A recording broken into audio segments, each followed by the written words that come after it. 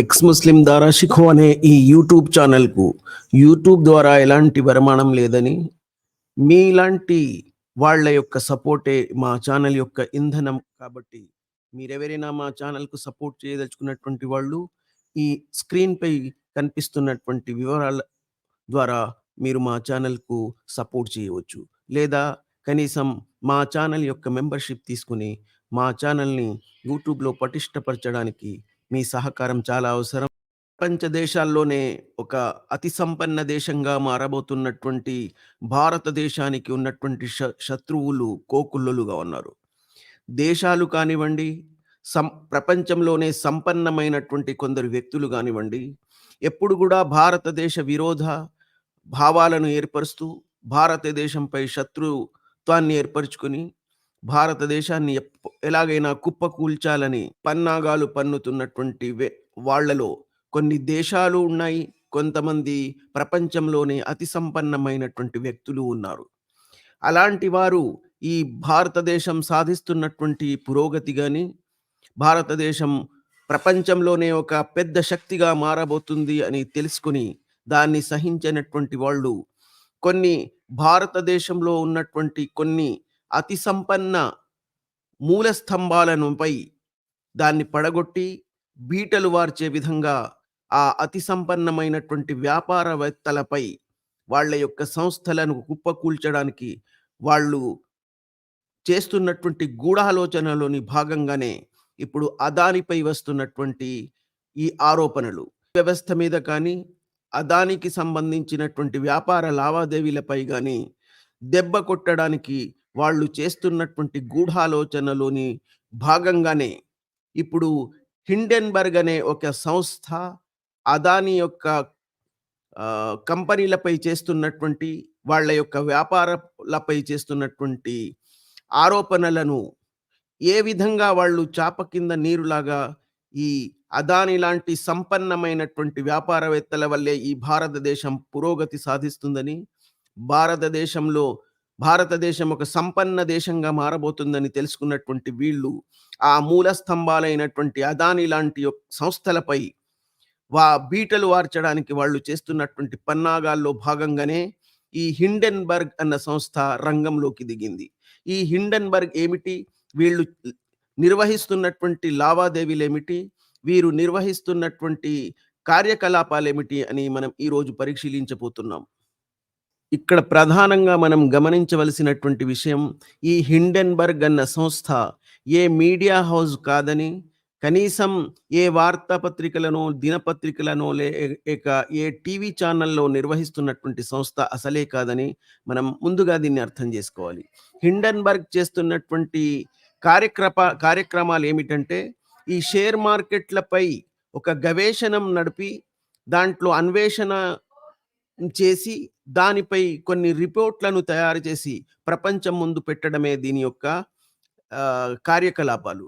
అయితే అలాంటి వాళ్లకు ఏ సంస్థలైతే ఈ షేర్ మార్కెట్ పై అన్వేషణలు జరిపి రిపోర్ట్లు బహిర్గతం చేస్తుంటాయో, నా అభిప్రాయం ప్రకారం అలాంటి సంస్థల మీద కొన్ని నియమ నిబంధనలు పెట్టి వాళ్ళు ఆ షేర్ మార్కెట్లో తమ యొక్క లావాదేవీలు జరపకుండా, వాళ్ళ యొక్క సంపదను అందులో నిక్షేపించకుండా కట్టుబడి చేసి వాళ్లకు నియమాలు తీసుకురావాలన్నది నా యొక్క వ్యక్తిగత అభిప్రాయం.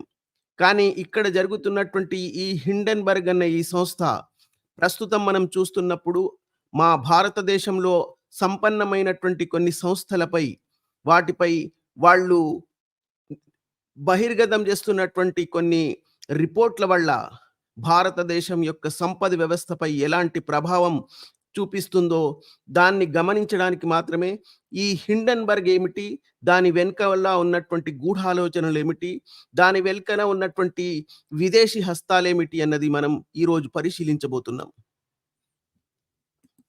అమెరికాను కేంద్రీకరించి ప్రవర్తిస్తున్నటువంటి ఒక హిండెన్బర్గ్ అనే ఈ సంస్థ 1 సంవత్సరం కంటే ముందు అదానీ గ్రూప్ చేస్తున్నది ఊహా వ్యాపారం అని ఒక రిపోర్ట్ను ప్రచురించిన విషయం బహుశా చాలా మందికి తెలిసి ఉంటుంది. కానీ ఇదే హిండెన్బర్గ్ అనే గ్రూప్ మరోసారి అదానీ గ్రూప్ మీద మరో అస్త్రాన్ని సంధిస్తూ సెబీ చైర్పర్సన్ అయినటువంటి మాధవి పూరి గారు అదానీ కంపెనీలకు సంబంధించినటువంటి కొన్ని షేర్లను కొన్నారని ఒక రిపోర్ట్‌ను ప్రచురించింది. కానీ ప్రస్తుతం నేను దాంట్లోకి వెళ్ళటం లేదు. ఒక సెబీ చైర్పర్సన్ అయినటువంటి మాధవి పూరి గారు అదానీ కంపెనీకి సంబంధించినటువంటి కొన్ని షేర్లు తీసుకోవడంలో న్యాయపరమైనటువంటి నిషేధాలు ఏమైనా ఉన్నాయా అన్న దాని మీద చర్చ చేయవలసిన అవసరం ఉంది. కానీ ప్రస్తుతం నేను అందులోకి వెళ్ళడం లేదు. హిండెన్బర్గ్ అన్న సంస్థ క్రమేణా భారత షేర్ మార్కెట్లపై, ప్రధానంగా అదానీ యొక్క సంస్థలపై తన ఊహాజనితమైనటువంటి రిపోర్ట్‌లను సమర్పించి ఎందుకు ఇలాంటి అస్త్రాలను సంధిస్తుంది అన్న దానిపై పరిశోధనలు చేయవలసిన అవసరం ఉంది. వాటి మీద తమ యొక్క రిపోర్ట్‌లను సమర్పించడం మాత్రమే కాకుండా, ఈ షార్ట్ సెల్లింగ్ అన్న దాంట్లో పాల్గొని, దాంట్లో నుంచి లాభాలను కూడా పొందుతున్నది అన్నది వాస్తవం. ఈ హిండెన్బర్గ్ అనే సంస్థ షేర్ మార్కెట్‌పై గవేషణము నడిపి, అన్వేషణ రిపోర్ట్‌లు సమర్పిస్తుంది అని మాత్రమే కాకుండా, ఆ షేర్ మార్కెట్‌లోని షార్ట్ సెల్లింగ్‌లో పాల్గొని లాభాలు ఆర్జిస్తున్నది అన్నది కూడా వాస్తవం.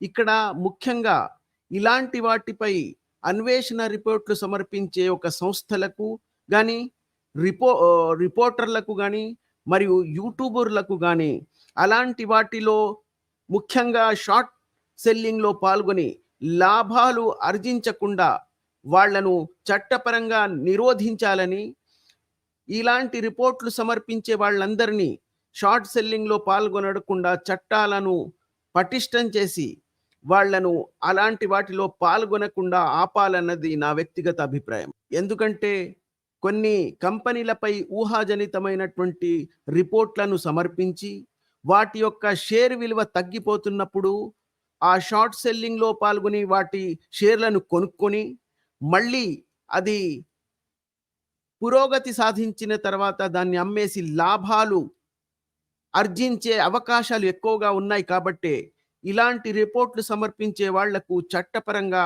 వాళ్ళను నిషేధించాలన్నది ఈ కారణం వల్లనే.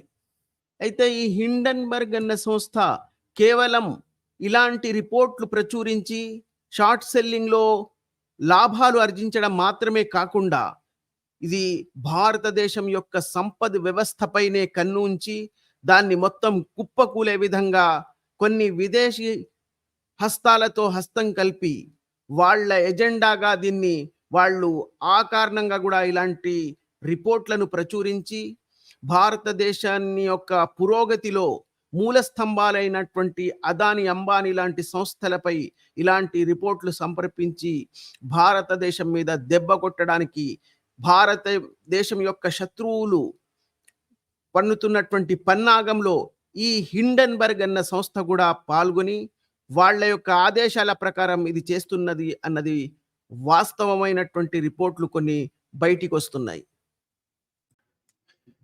ఇంతకాలంగా ఈ హిండెన్బర్గ్ అన్న కంపెనీ తమ యొక్క లాభాల కోసం ఇలాంటి రిపోర్ట్‌లు ప్రచురించి, షార్ట్ సెల్లింగ్‌లో లాభాలు ఆర్జించినటువంటి ఈ సంస్థ ఇప్పుడు ప్రత్యేకంగా ఒక ఎజెండాను స్థాపించి, ఆ ఎజెండా యొక్క ఆధారంగానే వాళ్ళు ఇలాంటి రిపోర్ట్ ప్రచురిస్తున్నారు అన్నది నిస్సందేహం. గత సంవత్సరం జనవరిలో అదానీ ఊహా వ్యాపారం చేస్తున్నారని ఒక రిపోర్ట్‌ను ప్రచురించిన తర్వాత, అప్పటికే ప్రపంచంలో 3వ స్థానాన్ని ఆక్రమించినటువంటి ఈ అదానీ సంస్థలు ఆ దుష్ప్రచారం వల్ల ఒకేసారి కుప్పకూలి, ప్రపంచ సంపన్నుల లిస్ట్‌లో 3వ స్థానంలో ఉన్నటువంటి అదానీ గారు ఆ దుష్ప్రచారం వల్ల 10వ స్థానంకి దిగిపోయారు.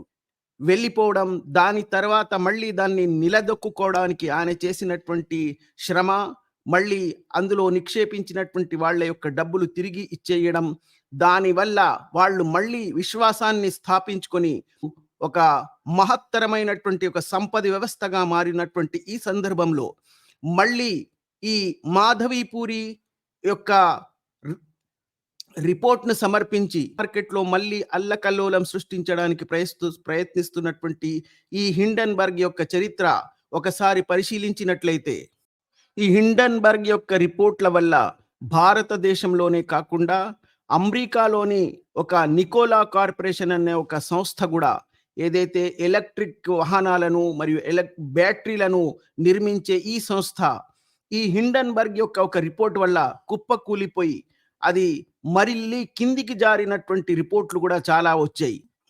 కానీ ఇక్కడ అదానీ మీద వచ్చినటువంటి ఇలాంటి దుష్ప్రచారాలు గాని, తప్పుడు రిపోర్ట్‌ల వల్ల గాని, అదానీ కుప్పకూలిపోకుండా మళ్ళోసారి తన విశ్వాసాన్ని నిరూపించుకుంటూ, తన యొక్క షేర్ వాల్యూను ఎంతో రేట్లు అధిగమించి, ఒక పెద్ద సంపద వ్యవస్థగా మారినటువంటి ఈ సందర్భంలో అయితే ఇందులో నిశ్చయంగా భారతదేశం యొక్క ప్రభుత్వంతో గాని, మోదీ గారి యొక్క సహకారంతోనే ఇంత పెద్ద ఒక సంపద వ్యవస్థగా మారారనడంలో సందేహం లేదు. కానీ ఈ ఇంత పెద్ద సంపద వ్యవస్థగా మారినటువంటి ఈ వ్యవస్థాపకులు గాని, సంస్థాధిపతులు గాని, ఇది భారతదేశం యొక్క పురోగతిలోకి వస్తుందని, భారతదేశం సాధించినటువంటి ఘనకార్యంలోకి వస్తుందని, భారతదేశం యొక్క సంపద వ్యవస్థ మారడానికి వీళ్ళే ఇలాంటి సంపన్న వ్యాపారవేత్తలే కారణమని తెలియనటువంటి వాళ్ళు, ఈ రాహుల్ గాంధీ లాంటి వాళ్ళు ఎజెండాతో కానీ, లేకపోతే వాళ్ళ అజ్ఞానంతో గాని అదానీ మీద ఇలాంటి దుష్ప్రచారాలు చేస్తూ ఉంటారు. ఇలాంటి సంపన్నుల వలనే అమెరికా అన్న రాజ్యం ఇప్పుడు ఇంత పెద్ద వ్యవస్థగా మారిందన్నది సత్యం. చైనా గూడా దాన్నే అనుసరించి ఎంతోమంది సంపన్నమైనటువంటి వేత్తల వల్లనే ఏ దేశమైనా పురోగతి సాధిస్తుందని, వారి వల్లనే ఆ దేశంలో ఉద్యోగాల సమస్య తీరిపోతుందన్నది ఈ ప్రతిపక్ష నాయకులకు అర్థం కాకుండా కాదు. వాళ్ళు కేవలం ఆ ఎజెండా ప్రకారమే ఇలాంటి వ్యవహారాలు నడుపుతూ ఉంటారు. ఇలాంటి దుష్ప్రచారాలు చేస్తూ ఉంటారు. భారత ప్రభుత్వం అలాంటి వాళ్ళను సహకరిస్తూ పెద్ద పెద్ద కాంట్రాక్ట్‌లను వాళ్లకు అప్పగిస్తున్నటువంటి వాస్తవమైనప్పటికీ, వాళ్ళ యొక్క సంపద వ్యవస్థే భారత సంపద వ్యవస్థగా మారుతుందని, అదే భారతదేశం యొక్క ఉన్నతికి, పురోగతికి కారణమవుతుందని వీళ్ళకి అర్థం కాకపోవడమే శోచనీయం. ఎంతమంది సంపన్న వ్యాపారవేత్తలు ఎక్కువగా ఉంటే ఆ దేశం అంత ఎక్కువగా పురోగతి సాధిస్తుంది అన్న సత్యాన్ని వీళ్ళు విస్మరిస్తున్నారు. అమెరికాలో గాని, చైనాలో గాని లక్షల మంది పెద్ద పెద్ద వ్యాపార సంస్థలు, వ్యాపారవేత్తలు ఉండారు గాబట్టే ఆ దేశాలు అంత పురోగతి సాధించి ప్రపంచాన్నే ఇప్పుడు ప్రపంచాన్ని ఆధీనించే శక్తిగా మారడానికి ఈ సంపన్న వ్యవస్థాపకులే కారణం. ఇలాంటి సంపద వ్యవస్థగా, ఇలాంటి ఒక మహత్తరమైన శక్తిగా మారుతున్నటువంటి ఈ భారతదేశాన్ని దీన్ని వెనక్కి లాగడానికే చైనా లాంటి దేశాలు, ఈ జార్జ్ సోరోస్ లాంటి వ్యాపారవేత్తలు, ధనికులు వాళ్ళు పన్నుతున్నటువంటి ఈ పన్నాగంలోని భాగంగానే ఈ హిండెన్బర్గ్ అన్న సంస్థలు కూడా వాళ్లకు అడుగులకు మడుగులొత్తుతూ ఇలాంటి కార్యకలాపాలు నిర్వహిస్తున్నారన్నది నిస్సందేహం. అదానితో గాని, అంబానీతో గాని, భారత ప్రభుత్వానికి గాని, మోదీ గారికి గాని ఉన్నటువంటి సంబంధం వల్ల భారతదేశానికి జరిగే నష్టమేమీ లేదు. పైగా భారతదేశం యొక్క సంపద వ్యవస్థకు అది పెద్ద మూలస్తంభంగా మారుతుందన్నది ఏ సందేహం లేనటువంటి విషయం. ఇక్కడే మనం అర్థం చేసుకోవాల్సిన ముఖ్యమైనటువంటి విషయం ఉంది. భారతదేశానికి విరుద్ధంగా కార్యకలాపాలు నిర్వహిస్తున్నటువంటి జార్జ్ సోరోస్ లాంటి వాళ్ళ చేతుల్లో ఆట బొమ్మగా మారినటువంటి ఈ హిండెన్బర్గ్ అన్న కంపెనీలు ఇలాంటి చెయ్యకపోతేనే ఆశ్చర్యం. కానీ భారతీయులు కనీసం దీన్ని అర్థం చేసుకుని ఇలాంటి భారత విరుద్ధ దుష్ట శక్తులను వాళ్ళ యొక్క పన్నాగాలను బద్దలు కొట్టి మన దేశంలో ఉన్నటువంటి సుసంపన్నమైనటువంటి సంపద వ్యవస్థకు మూల స్తంభాలైనటువంటి వీళ్లకు సహకరించగలిగి వాళ్లతో అడుగులు వేసి నడవకపోతే భారతదేశం యొక్క విచ్ఛిన్నతకు కారణం మనమే అవుతాం. అలాంటి హిండెన్బర్గ్ అనే సంస్థలు చేస్తున్నటువంటి దుష్ప్రచారాలను భారతీయులే కాకుండా విదేశాలు కూడా, సంపన్నమైనటువంటి దేశాలు కూడా ఏమాత్రం ప్రాధాన్యత ఇవ్వకుండా నిర్లక్ష్యం చేస్తూ, తుంగలో తొక్కేస్తూ వాళ్ళ యొక్క సంపదను అదానికి సంబంధించినటువంటి సంస్థల్లో నిక్షిప్తం చేస్తున్నారన్న దానికి పెద్ద ఉదాహరణ ఈ మధ్య కాలంలో అమెరికన్ డెవలప్మెంట్ ఫైనాన్షియల్ కార్పొరేషన్ కొలంబోలో కొలంబో టెర్మినల్ అన్న దానికోసం వాళ్ళు నిక్షేపించినటువంటి నిక్షేపం $553,000,000. అది మాత్రమే కాకుండా అబుదాబి ఇంటర్నేషనల్ హోల్డింగ్స్ అనే సంస్థ గూడా $400,000,000 అదానీ గ్రూప్‌లో నిక్షేపం చేసింది. దీనికి ఈ ప్రపంచంలో ఈ దుష్ప్రచారాలు ప్రభావం చూపవని, అది కొంతకాలం మాత్రమే ఉంటుందన్న దానికి ఇవే నిదర్శనం.